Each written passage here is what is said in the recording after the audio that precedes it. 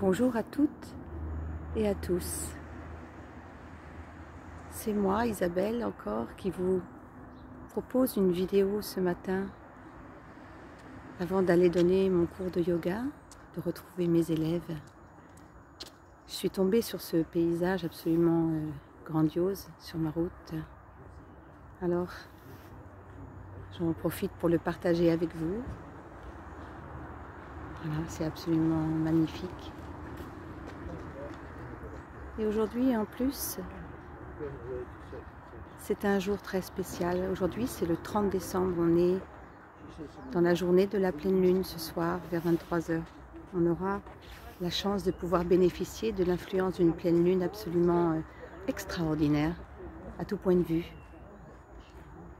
Pourquoi?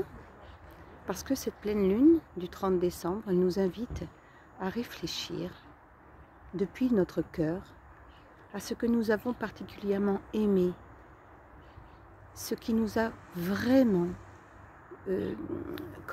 guidé tout au long de cette année 2020. Qu'est-ce qu'on a vraiment aimé faire, aimé vivre, aimé ressentir, aimé partager. Il y a eu des choses magnifiques dans cette année. Ne croyez pas qu'elle a été absolument à mettre à la poubelle. Il n'y a rien de perdu dans ce que l'on vit. Il y a toujours des choses à prendre.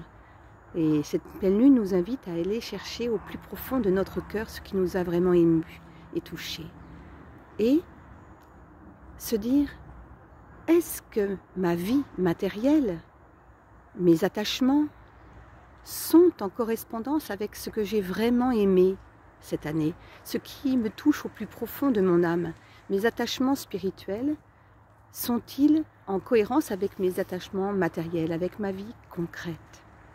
Par exemple, cette pleine lune nous demande d'observer si, dans notre façon de vivre concrètement, dans notre maison, dans notre environnement proche, nos amis, nos relations, et jusque même nos activités, nos implications, tout ce qui touche au concret.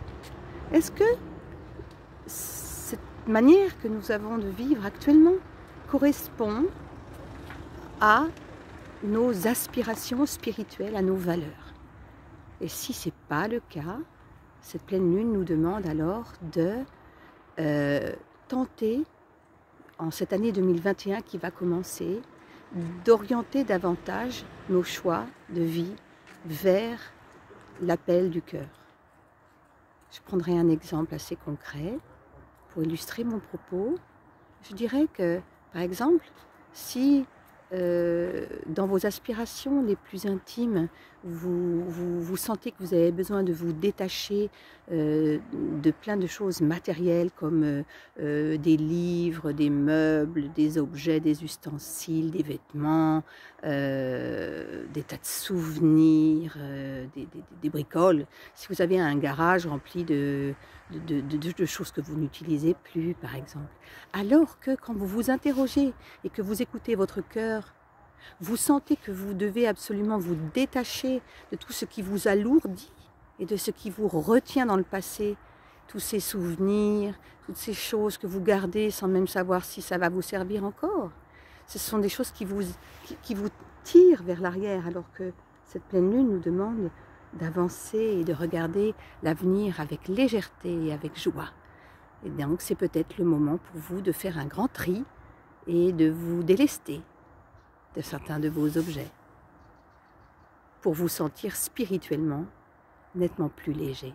Voilà, c'est un exemple parmi tant d'autres. Et c'est ce que je voulais vous dire ce matin